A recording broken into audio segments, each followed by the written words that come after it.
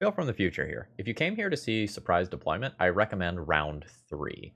I also recommend round 5 if you want to see a really neat brew on the other side of the battlefield. Enjoy the show. Hello folks, Phil Gallagher, aka ThrabenU here for another Legacy video. Today's video is sponsored by Moxfield.com and we'll take a look at them a little bit later on in the video. Alright, so today I got a deck building challenge, and normally I feel pretty good about being able to work with the stuff that I'm submitted, but this was one of the first times that I really had trouble. So we're going to take a look at the original deck list first. The original deck list asked me to build around surprise deployment, and this is what was submitted as the template. It's 3 colorless and a white, and you can only cast it during combat. You can put a non-white creature card from your hand onto the battlefield. At the beginning of the next end step, return that creature to your hand. When I got the donation, I was like, yeah, I can make that work. And then I started working with the deck list, and I realized there were some problems. So, number 1, the creature doesn't actually gain haste. So it's not like you can use this as another sneak attack for your Emrakul type cards. So the original idea was to use it and like flash in a Griselbrand as a blocker and then draw a bunch of cards. The problem is that doesn't actually win the game. So I started going down a couple of different rabbit holes. I kind of thought to myself, okay, well, what are some of the best haste creatures that I can play? And the things that I were coming up with were either white, such as Gizhath, which could kind of spiral out of control, or they required a bunch of other support, such as Craterhoof Behemoth. And one of the next lines of thought I went down was, well, okay, what if the creature just dies, and then I realized it goes back to my hand instead? So I couldn't do something like a Protean Hulk combo to just kind of combo off immediately. I went to Reddit for some help, and like, despite the hive mind chipping in a bunch of good ideas, I didn't really come up with anything that kind of would make this shell work. And talking about some of the particulars of the originally submitted shell, like, I think the best way to say this is it does a lot of nothing. Faithless Looting without any sort of reanimation spell isn't that great of a card. You're not really cheating anything. Overmaster, while neat, doesn't really work well with your sneak attack. That was the plan B, and if you're doing a surprise deployment with Overmaster backup, that's 5 mana and multiple different colors in your Ancient Tomb deck. That's going to be tough. It was trying to be a Magus of the Moon deck while also being a 4-color Ancient Tomb deck. So this was one of the times where, in order to try to make sneak attack and surprise deployment work, I had to completely rebuild the deck, and after bashing my head against the wall for a few hours, here's what I came up with. I present to you Initiative Ambush. So, thing number 1 that I wanted to do was simplify the mana base. And if we were going to be red for sneak attack and white for surprise deployment while still playing soul lands of some kind, I didn't want to mess around with any additional colors beyond that. So the first thing I did was simplify the mana base. Once I had a simplified mana base, I asked myself, what are the best cards that I can be playing in red and white? And that answer was very clear based on where Legacy is at right now. So here's my kind of conceptual reasons for wanting to try this. Number 1, you want to try to make surprise deployment reasonable. And while it can't put in White Plume or Seasoned Dungeoneer because they are white, it can put in Caves of Chaos Adventurer. So Griselbrand, block for value with surprise deployment is a thing. Draw a bunch of cards, win the game that way. Archon of Cruelty is a reasonable thing to put in with a surprise deployment. Like, that's an overcosted spell at 4 mana, but not crazy. But we can also put in Caves of Chaos Adventurer. So imagine, like, my opponent thinks they've got a good attack, they attack in, I surprise deployment, put in Caves of Chaos Adventurer, take the initiative, block and kill their thing, maybe get to bounce Caves of Chaos Adventurer back to my hand at end of turn, and then play it again, going another step deeper into the Undercity. That's kind of my idea there. The other thing I wanted to do was have a way to save my creatures with surprise deployment. And while the previous version was maybe trying to do some Cabal therapy things and a reanimation package out of the sideboard, I instead went with Ephemerate. So you can Ephemerate your initiative creatures to just get deeper into the Undercity and get value that way, or you can do something like put in an Archon of Cruelty with surprise deployment, have a bonus mana, and Ephemerate it. and you're going to get another set of triggers and get to keep it around, and then on your next upkeep, you can get yet another set of triggers if you still need one. Now, here's the thing. Surprise Deployment is probably going to be the worst card in the deck, right? So I need to be able to sideboard these out while still keeping a reasonable game. And so we are going to be able to do kind of a transformational sideboard into a deck that has a bunch of blink value while still maybe keeping some of the best portions of the sneak attack package. So we have 11 cards that we can board in if we need to try to become more fair for the creature-oriented matchups. But this is going to come at the cost of not really being able to board for much combo outside of just graveyard-based combo. So this is maybe not the most balanced Legacy deck list. It's also a little light on early plays. Like this is a big mana deck. Like we have the full Ancient Tomb, City of Traders, Lotus Petal, and Mox Diamond. Like our curve starts at 3 for the most part. So we're going to be keeping mana heavy hands in a lot of cases today. This is going to be a wild league. Buckle up. It's probably not going to go well, but I did my best of trying to make something work out of sneak attack surprise deployment. And really and truly, I would love to hear deck building ideas in the comments today, because I got stumped. Reddit got stumped. We couldn't really put this one together. Let's see if I made something of it. If you're new here and you like what you see today, please consider subscribing, and if you're a regular, throw me a like before this video begins. It's the easiest way to help redeem these play points that I am about to spew for your content. Let's battle. Okay, this hand doesn't really work. I don't have enough mana. Again, we are looking to lean towards mana-heavy hands instead of mana-light hands, whereas this hand is absolutely fantastic. It's turn 2 uncounterable initiative creature into turns 3 and 4 initiative creatures. That's totally fine. This is a human and this is a human, so one Cavern of Souls can cast all of my things. I can just get rid of the planes and play this on Cleric and then this on Human, and I'm fine for most of my spells other than Surprise Deployment. I should probably just do that. I get Wastelanded.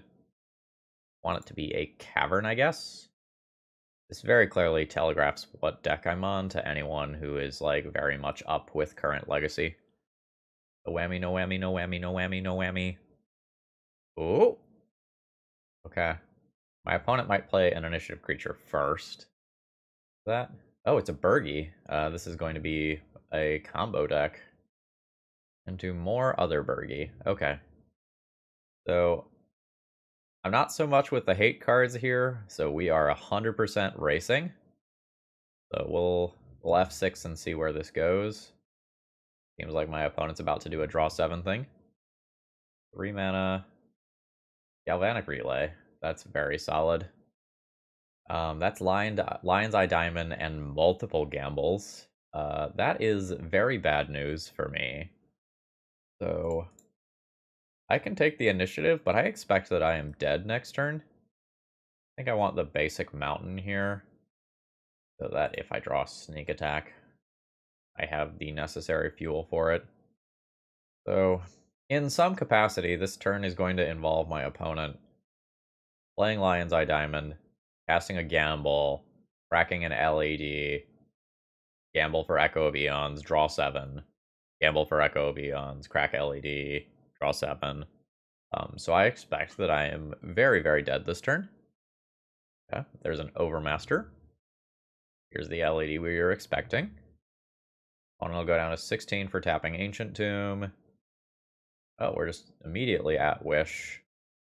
Didn't crack a bunch of LEDs for something like a peer into the abyss immediately.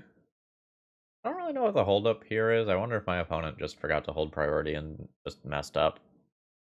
Okay, here's a gamble. There's the Echo. That wasn't a perfectly safe... Well, no, I guess it's a perfectly safe Echo because you could just discard it with LED. But, like, what was going on with the Wish then? Oh, they got a Galvanic Relay and then just didn't cast it? I mean, I guess you can build Storm that way, but with double gamble, double LED, I don't think you really have anything to worry about. And got probably worse. At this point, like, my opponent is going to play out a bunch of artifact mana and kill me, so I think I'm going to go ahead and jump to that. Like, they get to cast Echo of Eons one more time here with no real downsides. I'm very dead. Okay, and there we go. About 10 spells later, there's a Lethal Tendrils. I will concede to that. We basically don't have the ability to win this matchup, I don't think. Like I was kind of saying in the deck tech, we are geared for fair fights, and we are geared for graveyard-based decks, and this doesn't quite fall into the category of a graveyard-based deck. I will probably play Leylines because we're so light on things that, like, truly matter here. I've got 2 Karakas that can bounce a Burgie. Do I have to play removal spells here in order to, like, have reasonable answers to Burgie so that I can interact with my opponent in some way? My opponent is not really attacking, so surprise deployment is a no-go. That, and maybe want to go down about 2 Archon of Cruelties. That gives me the Leyline of the Voids, and I can start thinking about this other stuff.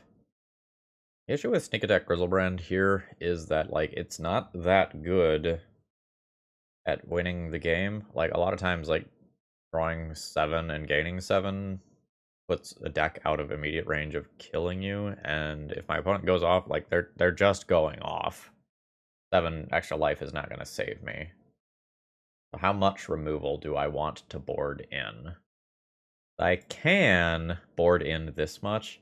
Oh, and I didn't say this in the deck tech. One of the other reasons that I designed the deck this way was so that when you get to Throne of the Dead 3, you can find Archon of Cruelty or Griselbrand sometimes, and it is, like, the coolest win more thing ever. I should have explicitly mentioned that in the deck tech. Maybe Archon is better than Griselbrand here, oddly enough. A way to make them sacrifice a Burgie, and I can play a few more removal spells. Probably play 3 Swords to Plowshares here.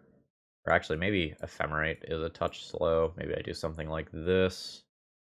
Play like 1 Solitude. When I'm not boarding in everything, the white count is a little low for Solitude. Maybe if that's the case, I keep 1 Griselbrand for the sneak attack. Well, that's a no. So, I throw back sneak attack, Mox Diamond, turn 1 Seasoned Dungeoneer, pray. I mean, that's what I'm doing. Alright. So, double Mox Diamond. And we need to keep our City of Traders so that I can play my cool card on turn 1. We're absolutely all in on a thing here. I'll be grabbing the basic mountain so that if I draw sneak attack, I will have the possibility of play sneak attack and then activate it with this red source. This is a very fast clock, especially if my opponent has an Ancient Tomb. Oh, well, we got a little bit lucky in that they are not attempting to turn 1 me. There's an Archon. So we will crash in for at least 5. We get to explore on the attack trigger. The Cavern. There's 5 damage. I have 1, 2, 3, 4. I could have 5 mana. We're not getting anywhere towards hard casting this. Because of drawing sneak attack specifically, I believe that I do not make a land drop here. A Volcanic Island, and opponent is passing. Makes me nervous because my opponent is probably like a card away from winning or a land drop away from winning. Ooh, that's not bad. Crash in for either 5 or 6 damage. Another Seasoned Dungeoneer. I don't know that I want that. I guess if this randomly gets bounced, no, I just replay this. I don't know if this gets killed. I guess I'll top it. Alright, my opponent goes to 4. I'm going to go ahead and play out a Karakas here so that I can bounce a Burgie in the midst of my opponent's turn. Yeah, there is an Echoing Truth. That's fine. I can play Seasoned Dungeoneer uncounterably on my next turn. I have another one on top of my library for if my opponent wheels. I still have the initiative, so that is ticking towards Throne of the Dead 3, which can maybe do some cool stuff. They get to play, or they get to tap an Ancient Tomb exactly once. I'll draw my Seasoned Dungeoneer. Oh, Lotus Petal's very good, actually. Lotus Petal means that I can play Seasoned Dungeoneer uncounterably while still holding up Karakas. Goes on human. And we'll junk Lotus Petal here. This does get us Throne of the Dead 3. Alright, will we find something super, super cool and sexy? Oh, we do. I'll take Archon of Cruelty here. It's a little weird because it can make my opponent discard a card, which could make them discard an Echo that they can't get out of their hand, but it means that they can't tap Ancient Tomb because they are about to go down to 1. Okay. They've discarded and empty the Warrens. Alright, backup game plan. Doing work. Okay. Now, admittedly, I think we got a little lucky. Like, this was turn 4 and my opponent didn't, attempt to kill me. I think it was maybe a bad keep on their end, if I'm being honest. I think I'll resubmit the deck list as is. Like, there's some thoughts to playing Solitude when on the draw to help out with Bergie. Like, do I want to go off Sneak Attack for the games on the draw? If I do that, I board like this. I board in 4 Solitudes to fill the slots. I board in 1 Ephemerate. Do I keep Archon as a hit for the dungeon, or do I just play Ephemerate so I have a higher density of white cards for Solitude? Probably Ephemerates. I like the Sneak Attack on the play. But on the draw here, I'm scared, because like we basically have Leyline and Solitude as things that are kind of relevant. I am in no capacity interested in this hand. Let's try to find something that interacts. Oh, I'm being tempted. This hand makes a turn 1 White Plume Adventurer. It does not make a turn 2 Seasoned Dungeoneer, though. Do I go to 5, looking for a Leyline, because I think my opponent is currently mulliganing to Echo? I think the disciplined decision here is to mulligan, despite this being a perfectly reasonable hand, because I don't think this hand wins the matchup. A hand like this won last time, I don't think it wins this time on the draw, when my opponent is more aggressively mulliganing. My opponent is absolutely going for Echo. I'm going to go for Leyline. Whiff. I am now on 4. On 4, do I want to keep turn 1 White Plume into turn 2 White Plume? The answer is almost certainly yes. I don't think it's worth going to 3 looking for Leyline when I have a 4-card hand that is better than any of the hands that I've seen so far. I'm just going to 3. I'm gonna hope that they end up with something non-functional. Like, I know what they're going for. They whiffed some portion of the time here. But I think I end up with a non-functional... Oh, they're going to 2. So if they do not find LED and Echo in this hand, they are almost certainly dead, just due to their own mulligan. Opponent says MTGO hates me. To be fair, my opponent is looking for an opening hand that contains 2 very specific cards with very little flexibility on what those cards can be. I will be leading on Ancient Tomb here. If my opponent does Echo, I want to have a soul land in play, not a like pseudo white source. We will name Cleric. Okay, yeah. Alright. We managed to stumble our way through this one, but like while this is a W on the scoreboard, I don't know that it's a W in my heart. We got lucky, folks.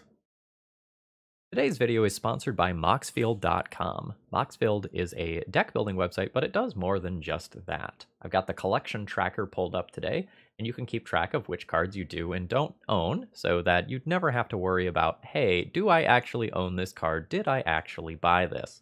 And if you're not scared of large numbers, you can also take a look at the total estimated value of those cards as well, and realize exactly how much those EDH decks are worth. Okay, we have lots of mana here, but no sneak attack, no surprise deployment. This one has to be a mulligan. Yes? Yes? Oh god. This is gonna be like the most disgusting force of will the world has ever seen. I think after the mulligan, I throw back the sneak attack here. Alright, YOLO. Okay, looks like opponent doesn't have a counterspell, so that's nice. We'll play the turn 1 Seasoned Dungeoneer. And we'll take the initiative here. In theory, I want red for a sneak attack. I know there's a sneak attack on the bottom of my library. I think I'm just going to grab a plains. We're pretty close to all in on this creature. Playing against elves. Playing against a lands or maybe depths variant. Okay, you've got your fast mana, but your fast mana sticks around. There is a Knight of the Reliquary. That's going to be big. And we're going to trade the initiative back and forth here. So, kind of the good news is that I can get protection from creatures, so I can keep bashing in. The bad news is, like, my opponent might just tutor up something like a Maze of Ith and effectively just beat me with that. Prize deployment is not good. I only have a white creature in my hand. My opponent will go to 14. I'll drop the basic that they know about and pass the turn. Out of the Reliquary very specifically is going to be good against this deck. It can search up Karakas or Griselbrand. It can search up it can search up Maze of Ith or Glacial Chasm or something like that. So like I might have trouble versus my opponent's deck. But if they're attacking with Knight of the Reliquary rather than using it to tutor, that's probably something that favors me. One, they can put in another creature so that they can attack with one and then activate Knight of Reliquary with the other. That things start to get scary on my end. I guess a green sun for like a grist would also be pretty bad. A prismatic ending for 4. Well, that qualifies as bad. Soul Land? Not Soul Land. I'm in trouble. So like my opponent has the initiative. They can go down the left side, which will kill me very quickly. So like this Knight of the Reliquary can attack for at least 6 this turn, if it wants to attack. It might be scarier if they go down the right side and then just like wasteland me and kind of lock me in place while letting the initiative tick up on their side. I think either path leads to victory for them. A green sun for 1 will be an elvish... Oh, it's a Sylvan Safekeeper. Sure. And Sylvan Library. I don't know that I like how my opponent played their turn. We'll see if it ends up being correct. I'm going to go ahead and drop this Seasoned Dungeoneer. I think Trap is better than Arena here. Bring my opponent to 9. You're not activating your Knight? What? Like, at least converting plains into another land or something is good. Like, you don't need this basic status when you have multiple Mox Diamonds in play. Like, your mana is fixed. I don't understand. Wasteland isn't great for me. Oh, okay. So, one or more lands are put into your graveyard from anywhere. Gain some life. Beginning of your upkeep. If there's 4 more lands in your graveyard and you both own and control Titania, Voice of Gaia, and a land named Argoth, exile them, meld them into something very scary. Okay. Got it. How am I winning this game? Probably by attacking twice. I can't just chump block here and then play another card because my opponent's going to wasteland me, so I think I take this hit. So I think I need one of my top 2 cards to be White Plume Adventurer. Or alternatively, my opponent to not wasteland me. And then I draw a Griselbrand or an Archon. Okay. My opponent gains life for wastelanding me. Well, that's a White Plume Adventurer. Okay. So you're telling me there's a chance. I will crash in with this. I will get protection from creatures. I will explore. I get a land. Crop rotation there is rough. I really needed Throne of the Dead 3 to go off this turn. This is presumably Maze of Ith. It is Maze of Ith. So I get mazed. The incidental life gain from Titania is also just really good. Let's go ahead and White Plume post-combat. And I will get to draw a card here for Archives. Oh, okay, another White Plume is pretty nice here. Maybe name Cleric with this. Call it a turn. And we'll see where this goes. I have felt consistently like I've been in the worst position all game, but I don't feel like my opponent has made the best decisions. Ooh, when does this trigger? Beginning of upkeep. Okay, sure. And just randomly make bears. Okay, good to know. That's a Swords to Plowshares. Now my opponent gets attacking with both of these cards. Not about to get trapped. So I need to play White Plume Adventurer and hit something absolutely disgusting. Has Trample, right? Vigilance, Reach, Trample, Haste. I could draw like Caracas to help with that. Alright, no blocks. Opponent gets their Mana Skeleton from taking the Undercity back. I'm not sure if I love or hate the fact that it shows me all three of these at the same time. Alright, there's untapping the Knight at end of combat. This Seasoned Dungeoneer, that is probably one of my better draws. Note that my opponent could have played around this draw by wastelanding me. So, let's take the initiative. Does give me Throne of the Dead 3. Okay, the Illusion of Choice. We'll pick up a Caves of Chaos Adventurer. And the Undercity will get me another basic land. Pick up a mountain. And I got about to get protection from creatures, so this attack is fine. Basic planes. I really could have used the damage there, although I don't think it matters. I think I just died at Titania. Alright, opponent's at 2. This incidental life gain from Titania won them this game. I think they, like, very much could have lost this for themselves in multiple ways. Like, not wastelanding me multiple times was probably incorrect. They're just finding a flagstones. Yeah, they can sacrifice that immediately for 2 life and a different land. And they end that whole thing at 6 life once the stack clears. I get to untap my creature, but I don't think it matters against like the flipped Titania. Just a small misplay here. Oh, right, the protection is rough. Small misplay here, since this returns all land cards from your graveyard to the battlefield tapped, my opponent could have sacrificed their active lands and gotten more life with no downside here. Yeah, so my opponent just chooses protection from both of my colors here. And then they just deterministically have it. But I think my opponent has made a very large number of errors here, but I was not able to punish them.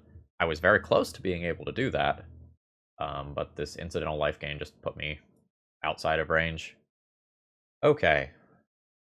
The sneak attack plan is actively bad versus Tutorable Caracas, and it's actively bad versus Mazavith. So most or all of this package is going to come out so that I can play this game. That puts me at 56.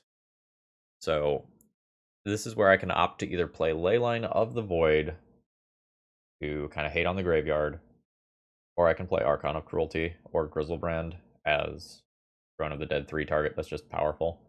I think I'm going to opt for Leyline here. This is a reasonable hand that is just painfully slow. I think given things like Wasteland that might interact with me or Elvish Reclaimers and stuff that might get on board early, I should just mulligan to something better than this when I'm on the play. Yeah, and this absolutely qualifies. I'll keep this. I'm only going to have 3 mana, so the Seasoned Dungeoneer isn't immediately good. But Ephemerate, when I can only play 1 creature, is also awkward, so I will probably throw back the Ephemerate. Let's see what we can do. So I discard Cavern, play City, play White Plume. White Plume will give me the land that I need for the Seasoned Dungeoneer. Just not sure if I want to give up the City of Traders immediately for it. The answer is probably yes. So it gets a little more complicated if my opponent plays a turn 1 creature, because then just like Swords to Plowsharing it is pretty attractive. Alright. There's an Elvish Reclaimer. I think I'm interested in just Swords to Plowsharing that in this turn cycle. It's an inefficient use of my mana, but letting my opponent tutor is probably not the best here. Yeah, let's just take this creature out of the way and bash in for 5. Okay, my opponent lost connection, but they are back now. And let's see what their follow-up is. I've got a pretty aggressive start with the 5/5 on board and 10 more damage coming next turn between the attack and forge.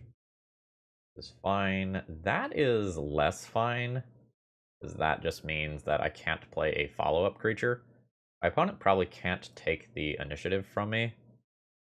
So I think, like, I'm still okay in that regard. They just get to untap this.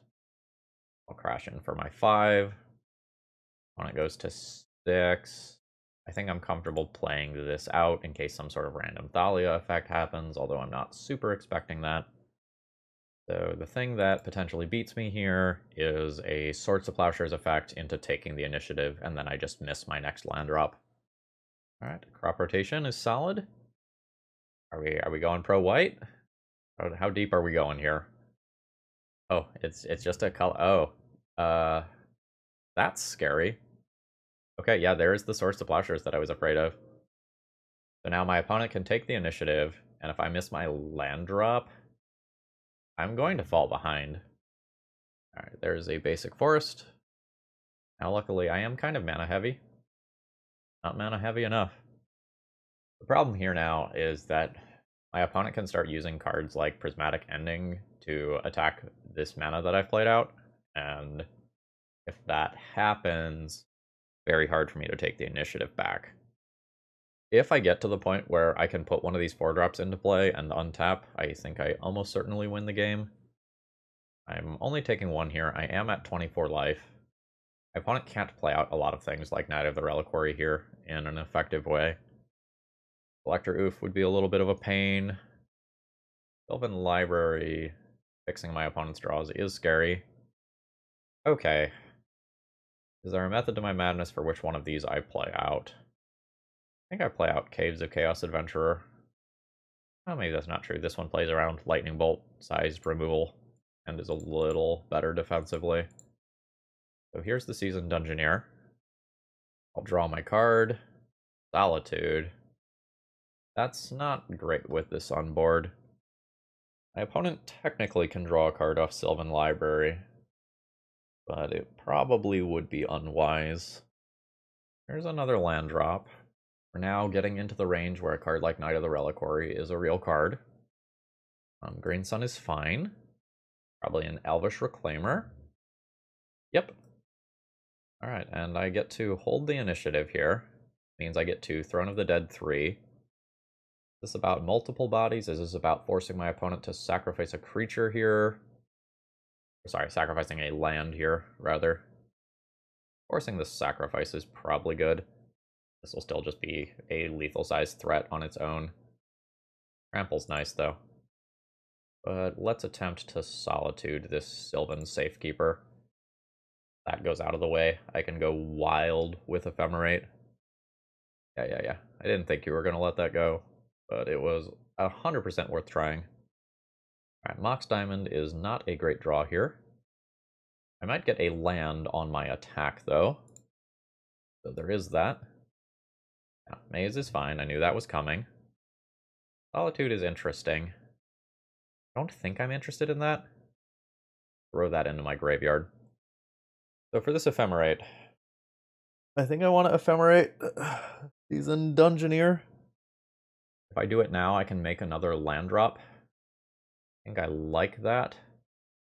Then I am always guaranteed to be able to play Caves of Chaos Adventurer next turn. Pick up a Plains. Working towards white if that matters, and I don't think I'm interested in using Mox Diamond here. I think I want to keep the counters on this, so I don't think I want to blink this immediately. Ephemerate's definitely a little bit weird here because it keeps me from attacking with 2 creatures immediately. But yeah, I kind of assume that if I keep grinding value off of the initiative like this, like, I will bury my opponent. Like, get 1 for my turn, get 1 for blinking Seasoned Dungeoneer, get 1 for playing Chaos Adventure, like Caves of Chaos Adventure. That puts me at Throne of the Dead 3 again the following turn. Ugh. So if games go like that one, Leyline of the Void is less necessary, and I can just play Archon of Cruelty to have better hits off of going through the dungeon. But Leyline does a lot in shrinking the fair green creatures and stopping Titania nonsense for racing situations. Unsure. We're in weird deck territory. I think because of the Maze of Ith, like, just being so strong against these, I go ahead and just submit like this again. this answers an early creature with Swords to Plowshares, but doesn't get an initiative card rolling. I think I can get a 6-card hand that looks similar to this. If I keep this, I am tossing back Ephemerate and keeping a Leyline hand that can answer a first creature. Is it worth going to 5? Try to fish for better than this. I think I'm gonna accept this. I'm not like super thrilled about this hand. I think this hand has some problems, but Seasoned Dungeoneer is pretty strong in the matchup. Flagstones goes away. Sure. I'm kind of hoping that my opponent has 1 creature, and by removing that creature, I buy myself time to draw out of this. If my opponent were to randomly have something like a Grist, I think I would be in a lot of trouble. Oh, that's City of Traders. That means that I can play an initiative card in this turn cycle. That was about the best draw that my deck has to offer there. So very thankful for that one. Also allows me to get another mana here. I think I'm just going to grab a basic Plains here. Allows me to tap all my current mana for Seasoned Dungeoneer, play out basic Plains to Swords to Plowshares if I need to do that. Yep, Swords is fine, like as long as you don't have a flash creature to follow that up. Although this, you could have a Dryad Arbor. Oh, they do have a Dryad Arbor. Yeah, so we are going to end up seeing like the play Seasoned Dungeoneer, Swords to Plowshares, blah blah blah blah. Kill tree, play Dungeon Lady? Play Dungeon Lady. I assume my opponent will get a basic Plains here. So let's see if something like a Knight of the Reliquary hits play. No. And that is very good for me. I will go ahead and take back the initiative. I think I will still go ahead and go down the left side. Going to Forge. Play a basic and pass.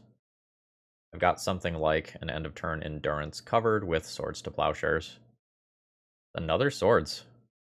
Sure. I think I don't play Swords immediately into crop rotation. I think I make my opponent use their mana by doing the attack.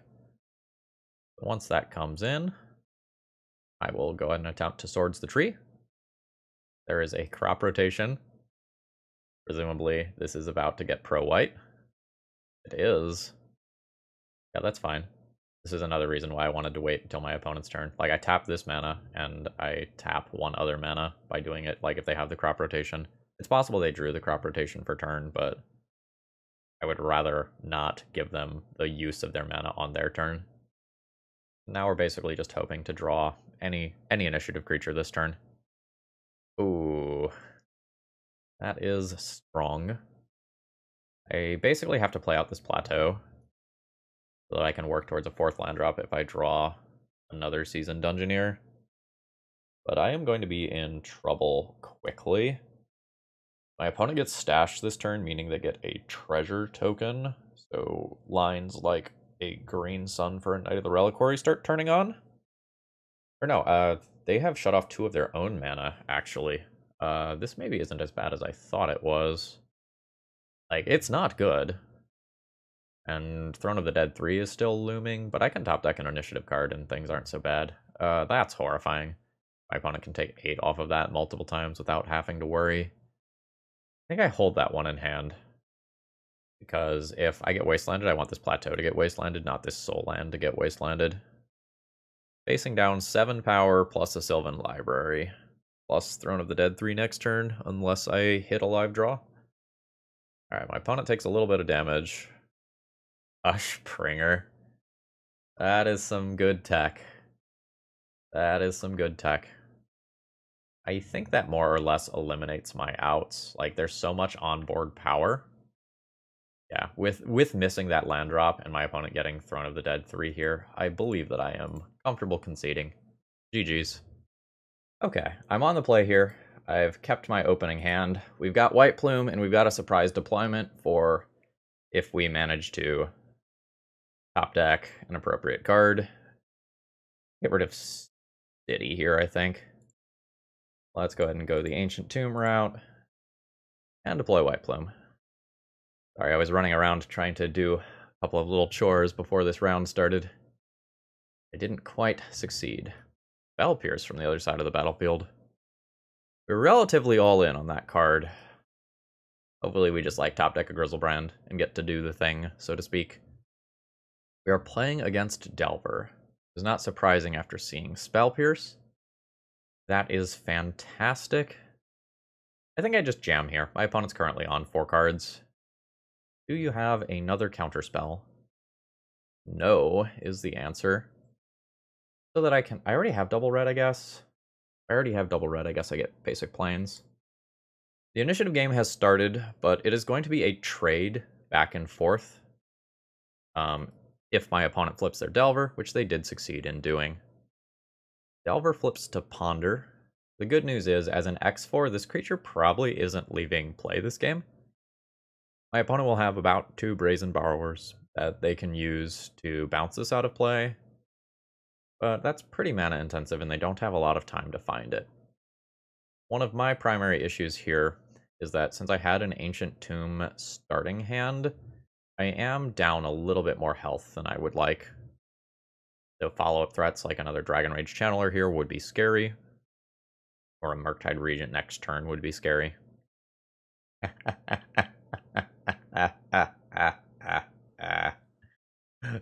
Oh shit. Okay. Okay. The meme is here. It has arrived. Yeah, I'll top that. Okay. Okay. All coming together, folks. All coming together. I'll absolutely forge here. Throw these +1/+1 counters on this. And I get to play Surprise Deployment around days. It's happening. I don't get to play it around Spell Pierce. Yeah, cast your EI. Use your mana pre-combat. Yeah, Delta's fine. Just like Ponder or something pre-combat. Nothing bad's gonna happen, I swear.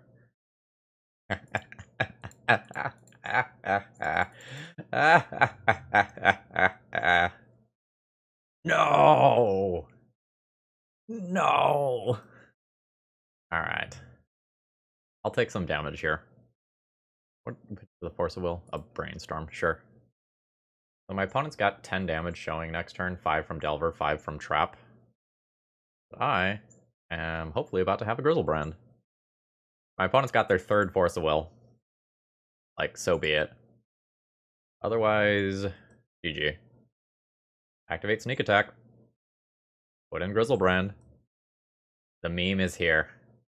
The meme has arrived. Oh, this is great. Okay. So, what is the correct way to play this matchup? Probably board in 15 cards, because leylines are good and removal is good. So I've shown my opponent this, like, bullshit sneak attack package that they're now going to be thinking about, and then I'm just going to play fair. Now, very conveniently, due to how math works, this is a 15 for 15, because, like, I designed this as a 15-card, like, package, like, very specifically knowing that I could board in all of this stuff in some matchups. So, I think we're just good boarding like that. Will be a slightly clunkier initiative deck, but like my opponent is probably going to have to keep in some sort of like Spell Pierce type cards that are not going to be great in the matchup. Leyline's good. Leyline is not good enough to keep a hand with mana that looks like this, though. This is like the same hand as last time. Like, it is nice removal, but I just don't have mana. Yeah, I don't think I do this. I think I go to 5. This is unexciting. I will be keeping this hand. I think Solitude goes back. Plains, Petal, Cavern is the plan for turn 2 White Plume. I think Plateau goes back, and then I just fetch out another land with White Plume. I mulliganed a little bit deeper than I would like here. But, like, I just didn't have functional mana. So it is what it is. Oh, another Source of Plowshares is fantastic. I think I'll play a Lotus Petal here, so that I could, at least in theory, play around a Daze. And we have removed a Dragon Rage Channeler successfully. Now, by doing this, my opponent could randomly melt down my Lotus Petal, which would admittedly be annoying here, but I don't think that's super likely to happen. Do I just Swords to Plowshares again? I think I just Swords to Plowshares again. Like, just try to play this game in a way where my opponent doesn't have an onboard creature when I play out my initiative card. Because, like, this one specifically does die to Lightning Bolt, whereas the Seasoned Dungeoneer in the previous game didn't. Alright, opponent is chilling in terms of resources. This name's Cleric. And I get an uncounterable white plume, and then I get to pick up another white land. White is important for Solitude here. And we'll go ahead and pass the turn. I expect this to get lightning bolted. Like, my opponent isn't making land drops. Oh, wow, it didn't get lightning bolted. So their hand probably includes some counterspells then that I just invalidated with Cavernous Souls. They also could have a lightning bolt and are waiting for me to go to Forge, but that's very risky because I know that they don't have a second land as of right now, pre-Brainstorm. Alright, Wasteland is reasonable. But that means that I get to turn this into a 5/5, so it will never be lightning boltable now. For Forging, there's an Ancient Tomb. I'll just kind of hold that one in hand. I don't need to expose that to Wasteland immediately. And opponent drops to 16. I'll untap my little orc friend. Alright, opponent now has a second land drop. So Brazen Borrower Bounce is a thing that could happen in this turn. Take a nice little lightning axe to the face there. Cavern is very reasonable. Or if my opponent tries to bounce this and then counter it. Yeah, that's exactly what we're seeing. So then in the second main, we name Cleric again. And redeploy that uncounterably. Alright, we did the meme thing, folks. We did it. Okay, so this is round 4. I'm 1 short on mana to go towards everything that I need here, and I don't have a creature for these 3 cards, so let's go ahead and mulligan this one. So I throw back a Mox Diamond. I Mox Diamond, discard Ancient Tomb, Lotus Petal, Seasoned Dungeoneer, and then have Sneak Attack for if I draw a cool creature. That seems totally reasonable to me. So let's Diamond, Third Mesa, Ancient Tomb, and drop the Seasoned Dungeoneer. Okay, it has resolved, which is really important here, because that gets me my 4th mana. I think I get Mountain for Sneak Attack Activate, but maybe that's being too ambitious, and I should just get the Plains, because, like, that casts more of my cards. Woohoo! That's an unfair land. If this is Doomsday, we can potentially just race it. Because this is... oh shit. This is so much damage. So there's 5 damage. Yeah, we'll top that. Okay. Now, it's a little bad if the sneak attack doesn't resolve. And it's like maybe win more. But holy hell, I want it. The thing is, like, the Seasoned Dungeoneer didn't get forced. Okay, yeah, you can consider. Consider basically confirms that this is Doomsday. Okay, there is a concession. So I am playing against Doomsday. My plan is race them. Prize deployment, probably not great here. One's not really going to be blocking. The sneak attacks are still totally fine. I just have to decide whether or not I want some Swords to Plowshares or Solitudes or Touch the Spirit Realms or whatever to try to interact with a played out Thassa's Oracle while the library is not empty. Or whether or not I want to, like, go down this Ephemerate Blink route to just accelerate through the dungeon more quickly. 3 slots to mess around with. I think it's the Ephemerates and the Touch the Spirit Realm, rather than things that interact with Thassa's Oracle. This is turn 2 Caves of Chaos Adventurer.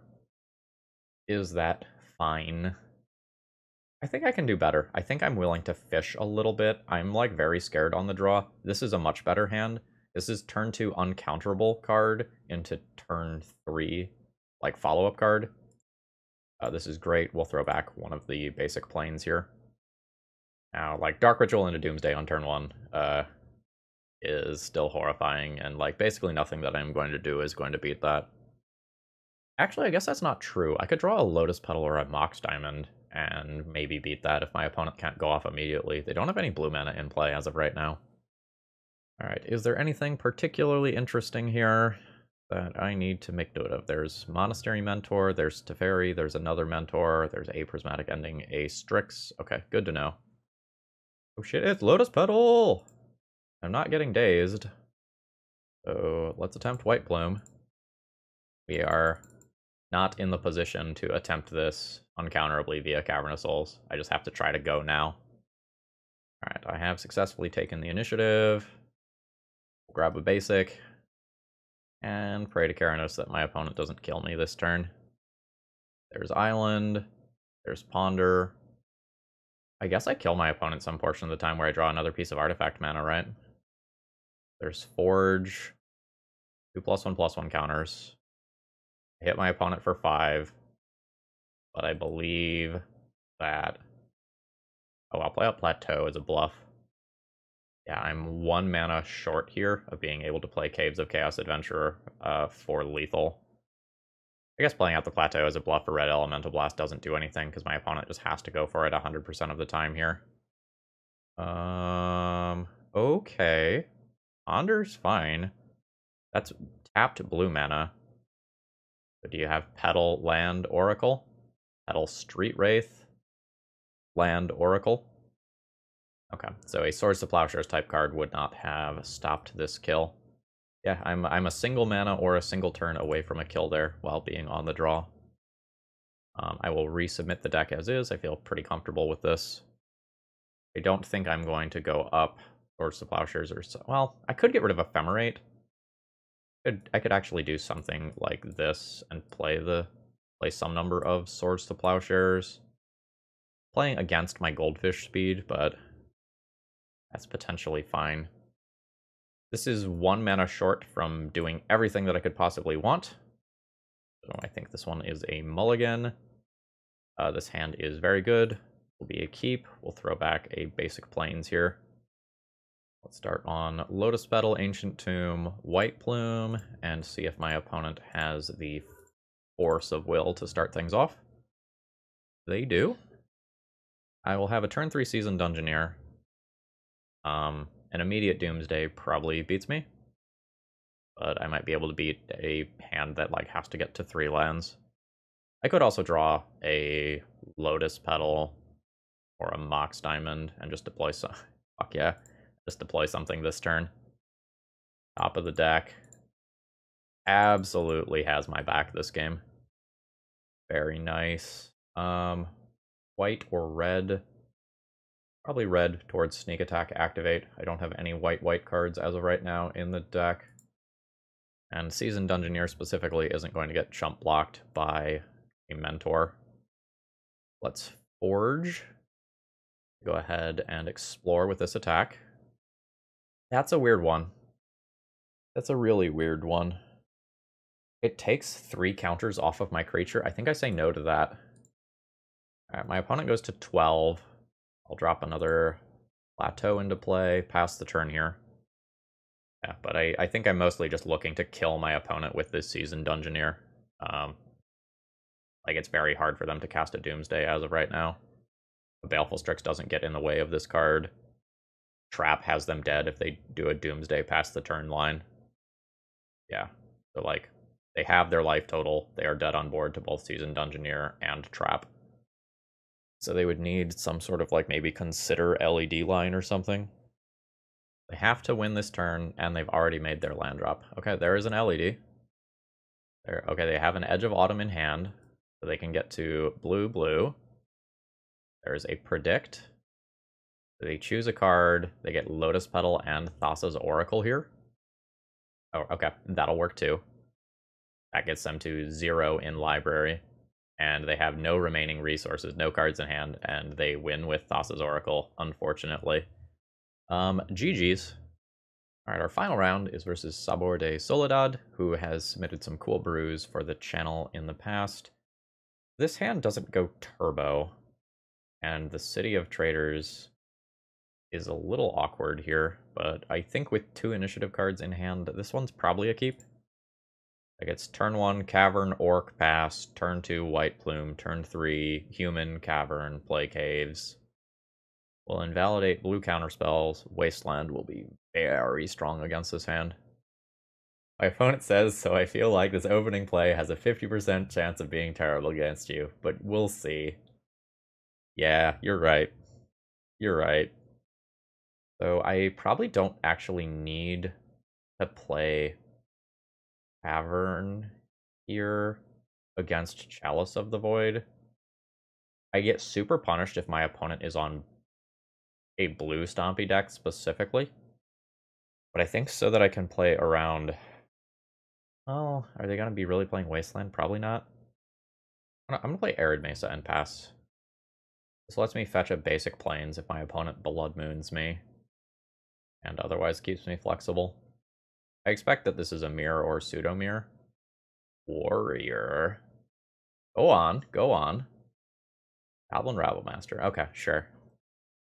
So we're gonna introduce the initiative when my opponent has onboard creatures, which isn't the best. But it's kind of what my deck does, so I think I'm just gonna be a-okay with that. Plateau is fine here. Plateau is fine here. So Plateau, City, play out White Plume, take the initiative, grab a basic, probably Plains. I think my opponent is slightly favored here, especially if they can play a follow-up threat or like remove my White Plume. Oh, okay. Is this you control? Or no, this isn't a literal mimic. Okay. I thought that was a clone effect. It's a lord. Oh, fuck. Disgusting. Absolutely fucking disgusting. Holy shit. Oh no. Unseed? No. No. How? How am I going to beat this? Like, my opponent even had the dead chalice, like they're saying in chat, and this is still just absolutely insane. It's good deck building, is what it is. So, I will play a Mox Diamond, discarding a Cavern. I can go ahead and play a Caves of Chaos Adventurer, forge this into a 5/5. Gives me a reasonable attack. I don't know that my opponent wants to trade both of these for White Plume. Yeah, didn't think so. I guess I passed the turn there. I don't play a land here. Well, no. Yeah, I don't play a land here in case I draw Sneak Attack specifically. Then I can Sneak Attack in Caves of Chaos Adventurer. It's like I will have 4, 5 total mana. There's more. Agila. Okay. Oh no, this is a warrior, isn't it? Oh no. Oh no, folks. I don't know how much damage I am about to take, but I believe all of it is the answer. I block both Rabble Masters 1, 2, 3, 4, 5, 6, 7, 8, 9, 10, 11 damage still. Not counting anything that happens because of the initiative. Fuck. So I need the removal. That much is very clear. So I need to board out a lot of this stuff. Surprise Deployment goes out. Archon of Cruelty is not actually very good versus a bunch of tokens, huh? So that probably goes. I leave in Griselbrand as a Throne of the Dead 3 target. And kind of go from there. This hand is probably a keep. It just plays a White Plume on turn 1 and has some amount of removal as follow-up, depending on whether or not I feel like I need to immediately Solitude. I probably don't want to, even if my opponent plays like a Goblin Rabblemaster.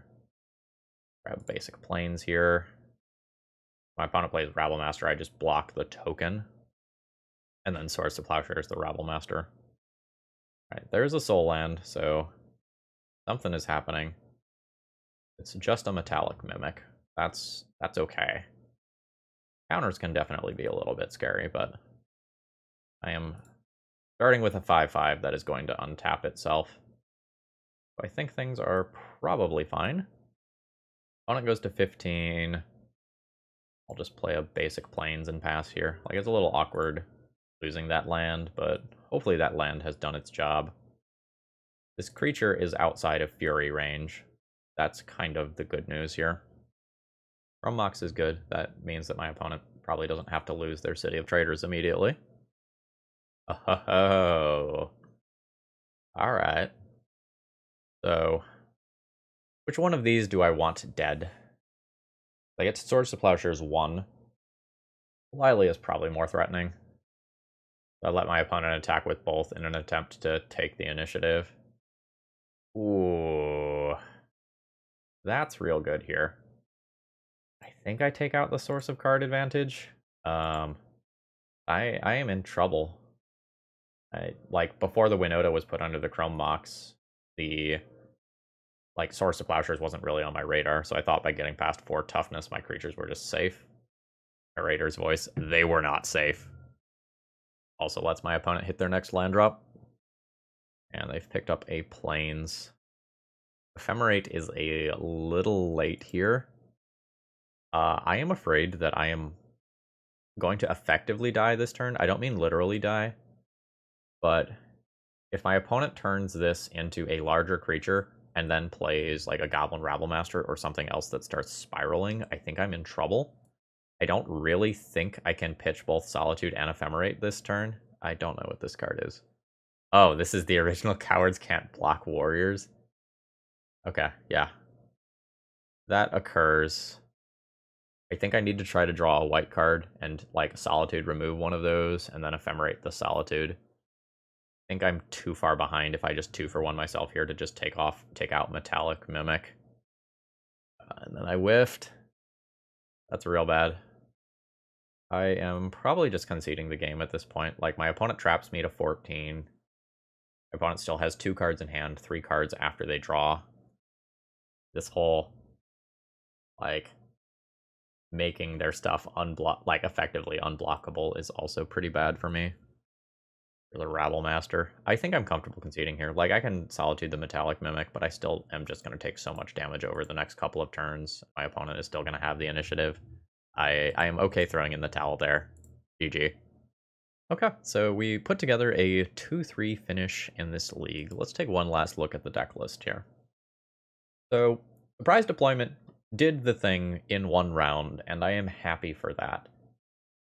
I just don't think Surprise Deployment is a playable legacy card. Like, you have to jump through so many hoops to try to do something with that card. It's a 4-mana card that requires at least one other card to be good, and it's never going to win the game by itself. Like, those are 3 very bad checkboxes against it. And even with trying to play things that overlap with it, and like the Undercity, which can be another way to put these creatures into play, generally speaking, I just don't think that this is consistent enough. And almost all of my wins just came from the rest of the deck list, not from, like, Surprise Deployment or Sneak Attack. Like, the glue that I used to hold together the questionable cards here was the good part, and the Surprise Deployments just didn't work. In terms of comparing this to other Sneak Attack decks, like, Show and Tell is less expensive, and even something like Through the Breach is still in one color, and, like, probably wins. And when you do something like Through the Breach, you can play things like Worldspine Worm that have, like, good when they die triggers. So, like, I just don't think you can make Surprise Deployment work in Legacy. Like, this was my honest attempt at doing so, but, like, it was so hard for me to come up with something that, like, reasonably could win some games.